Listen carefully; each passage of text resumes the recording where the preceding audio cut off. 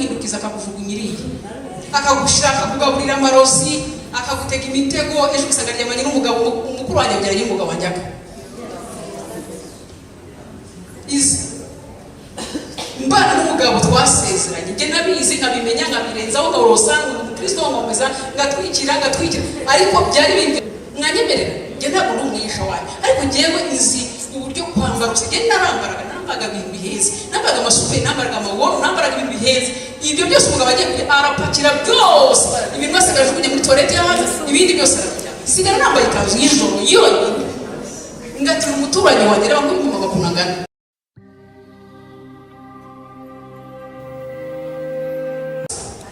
ariko ndashima Yesu yatwaye ibintu byose ubwo ni muca makibabwe ariko uyu mwaka 2023 Imana yarambye narose inzozi irambira ngo 2023 nukuri nzakugaruka nukuri Imana irareka nzakugaruka mfite kandi nanditse muhana ariko nabonye ukuboko kw'Imana isumba byose nabonye gukomera kw'Imana reka mbabwe mwiringira Imana kubutwa mwakiringira abantu mwiringira imbaraga z'Imana no gukomera kw'Imana ibibazo byose waca mu buzima bwose waca kuko byashari wowe kuma kugusenga kuma kumavi usenge winginga Imana sinzi ibibazo mufite sinzi bigeragezo muhagaze suko nanjye ntabiri ariko nabonye imbaraga z'Imana bizinyana ziri ko ngomba kuyikomeza kuyirindira ndashima Imana rero 2023 Imana yaranabaye icenzira mu buzima bwanjye umva nabaze igihe kirekire turasonza ibintu byose nakoraga birashira ibintu byose amaduka umugabo byose asigagurisha aragenda sigarana n'abantu kandi nta kintu kimwe dufite kubera izo imanza nzivaho ndabireka byose baratwara utwo nacuruzaga nyuma y'igihe 2017 najyaga nyamasafari Kenya Uganda igihe bavugaga imipaka no bamfatiye amafaranga isigaranye ya nyuma bamfatira baranyura n'undi mutatu ariko ngaruzi ndi muzima icyo gihe nyuma y'iyo myaka n'uvuga narasonje abana bane muri umujyi wa Kigali urumva narakoraga ibyo gukora birahagarara ngese igihe mva mu mujyi wa Kigali njya gutura mu bitanya Nyabyondo iri hari hakiri habisi hataratuka hari mu butoki hari ahantu ariko Imana ikavuga ati nukuri nzakugirira neza nkibaza ngo Mana ni ikihe cyaha nakoze ni ikihe niriye gusa nagukoreye irimbwe nza kugera igihe njya gusengera ku musozi mbwira Imana ngo Mana nje kukubaza ikintu kimwe niba hari icyaha naba naragukoreye basi kimbire ngiha ariko ngira imbabazi ugaburira abana bawe wowe wambika imfubyi wowe ugaburira abantu ukabagura mituweli uko byamera kose Imana ntijya yibagirwa imirimo y'abera mukorera Imana ibindi muyibihariza igwariza nari ndi mu bihe nabwiye Imana ngo naragukore mu butunzi w'amara ntabwo kanya cyo kuvuga ubuhamya nje gushima Imana yari yarampaye ibintu byose mu buryo bufatika bugaragara ariko nakoreye Imana ntambika imfubyi mubakira abapfakazi kuko yari yarampaye ukuri yari yarampaye gutunga nari ifite amazu nari ifite igipangu cyishuraga miliyoni n'igice ku kwezi muri make wari ufite umushyitsi w'amafaranga ni wari umushyitsi ariko ibyo byose nta mahoro nari bifitemo nta n'umunezero kandi nanasengaga nagoreraga n'Imana ariko mubitse Imana uko mu minsi mibi mutaza nk'Imana izabira mukorera Imana n'abazapfishwa kuko ni muze ejo hari icyateganyijwe uyu munsi ushobora kubona ibintu ari byiza ubona ibintu ari umunyenga witwara uba mu mazu meza ubona abantu bose bakuru ariko ntuzi ko ejo hakurindirije ntabwo mbifurije ibi ariko muteganye mukorera Imana kugira ngo mugere mu gihe gikomeye Imana ndashima rero Imana uyu munsi ko Imana yahimbye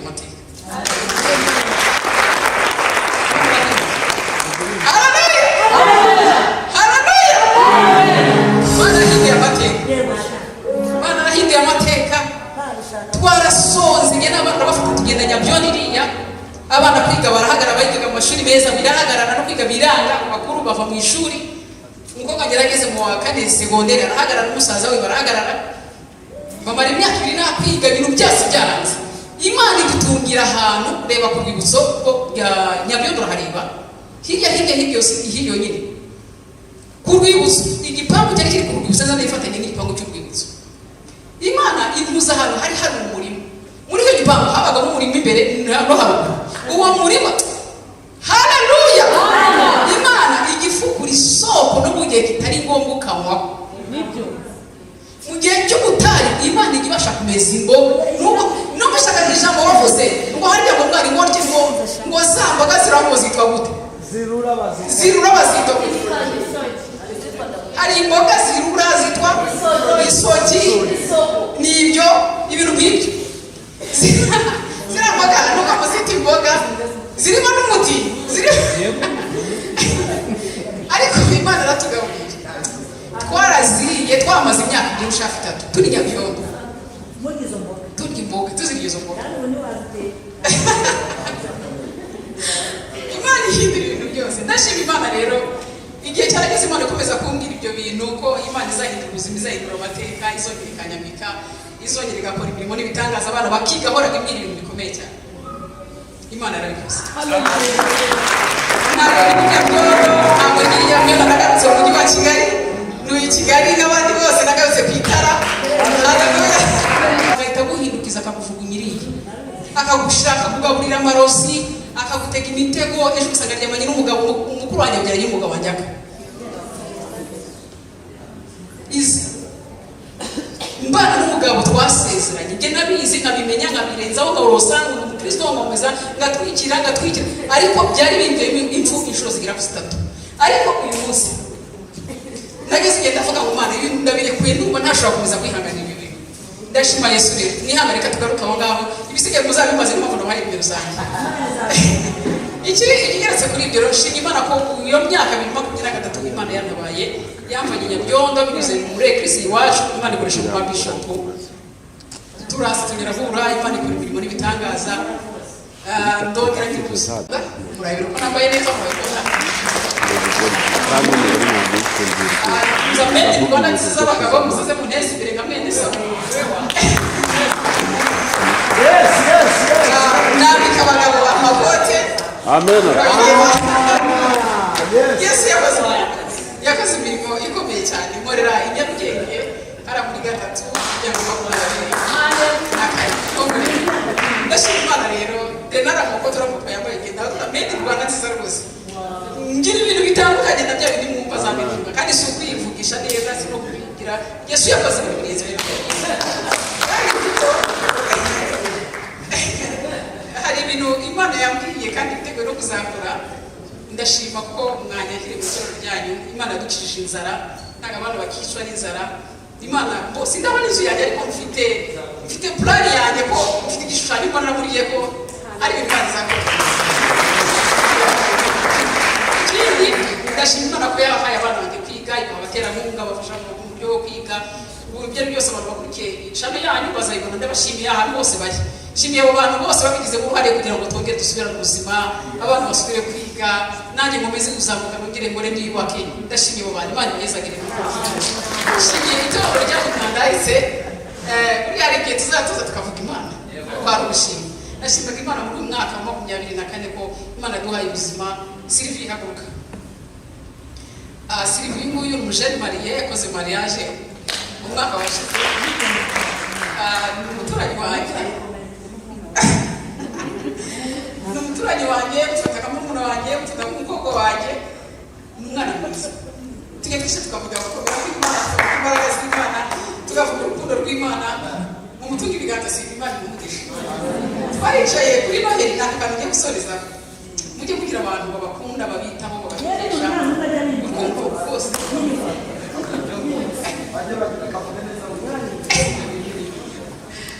arambwiye ngo mushumanya namwe ngo nigasubiremo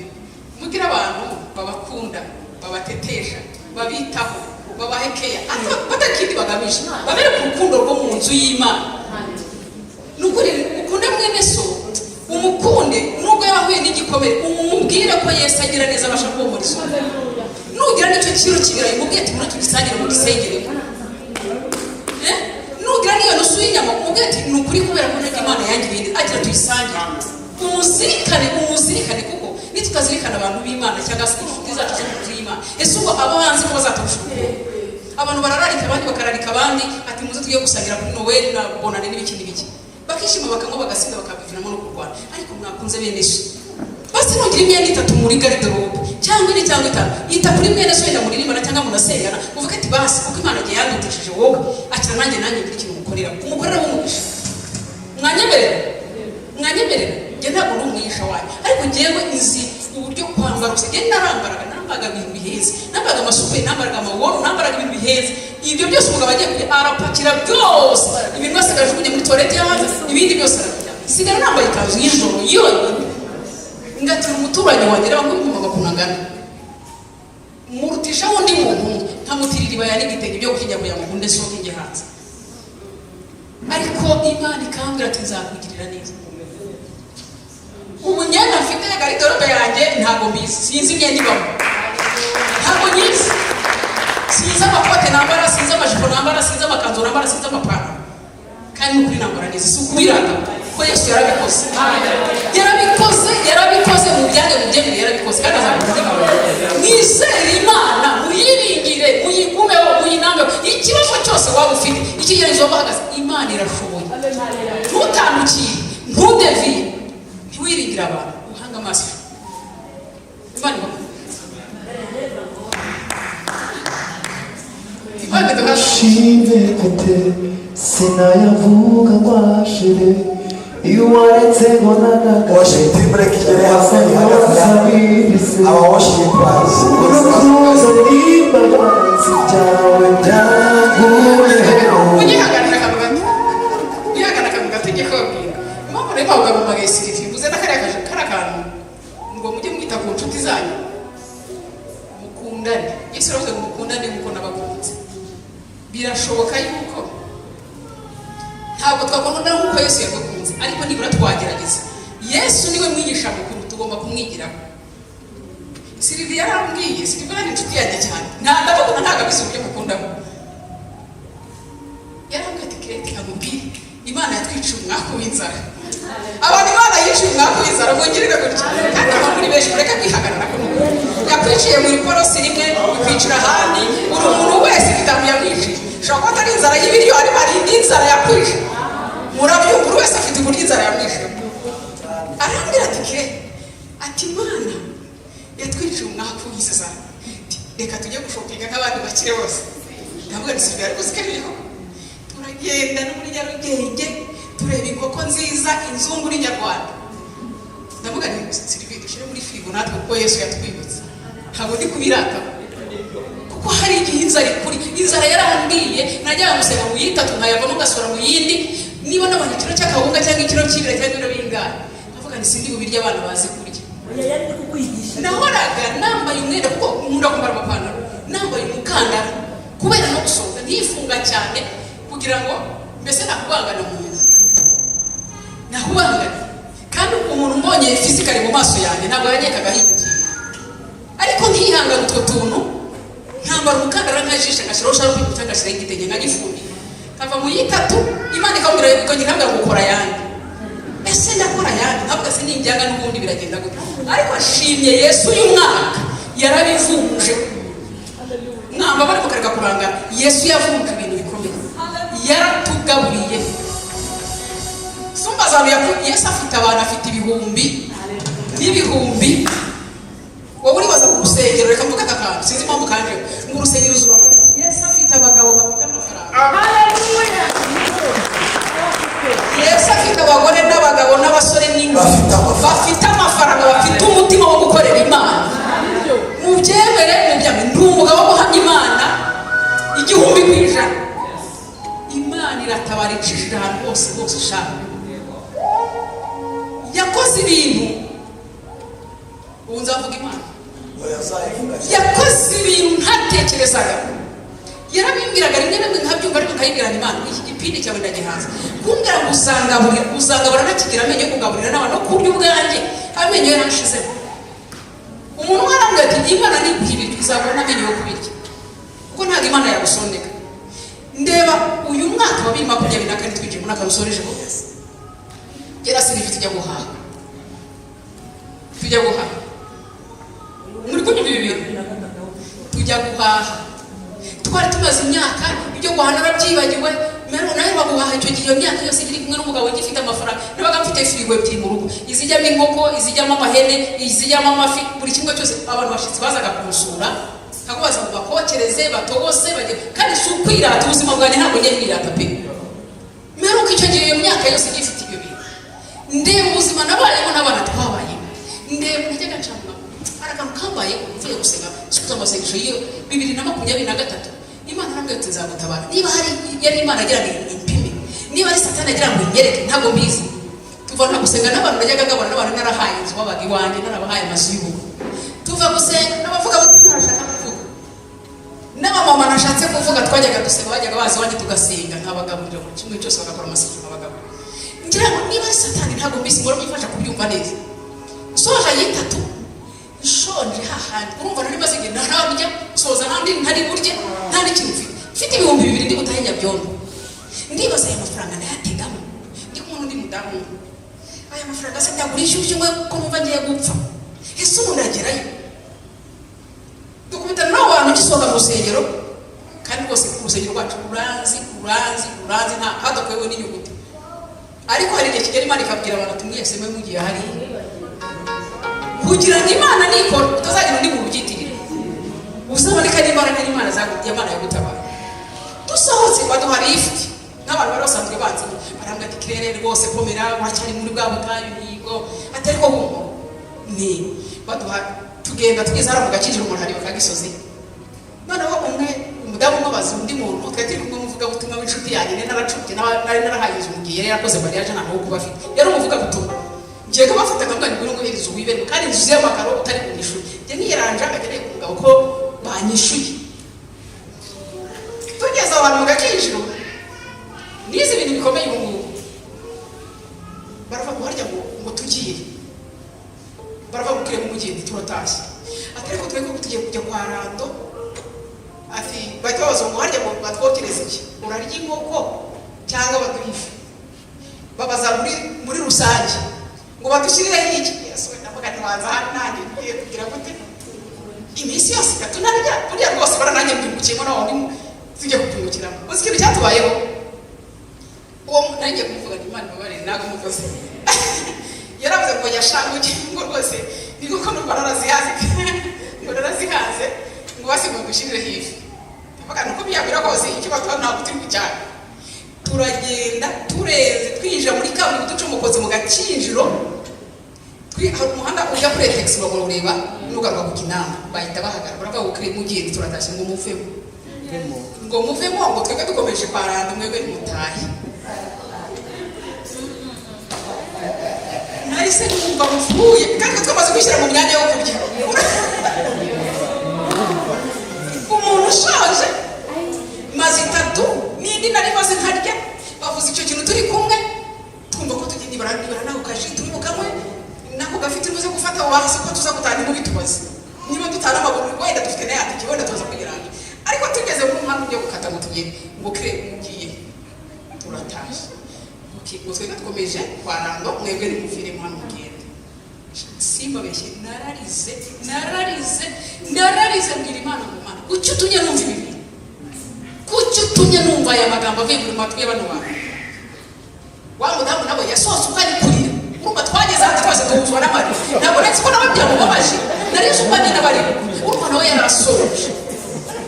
tugeze tumugase kuri kuri arambwira ati ubone duhure n'abantu n'abantu b'Imana bavuga ibi bintu sinshaka ko bavuga twatuze ngo tugiye guhembuka inzara duhereje bavuga ngo tuvemo none wowe bazi wagabuye ati ndababaye ushaka kubyumva ndavuga nige nuzo uburyo mbabaye ndababaye nkurikije amagambo bavuze iyo batarabivuga ni ariko shima Imana kuri Noheli Imana araduhaye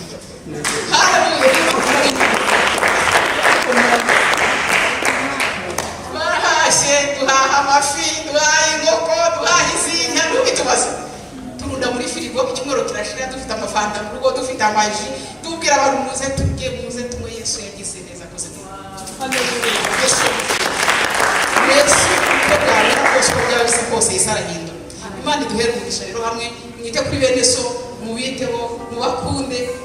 nugira n'ikiro cy'inyama mu gisangira nugira n'inusu y'umushyira ntabwo azaya nugira n'imyambaro 3 cyangwa indi mufite myinshi aho mufite abantu bakenana no gusengera nashatse kuvuga nazi ariko mwite kuri bene so Imana izabibuka kandi izabibukira ibyo mwakoze Imana itwamugisha rero izasubira reka tumushimire Claire Imana umugisha yakoze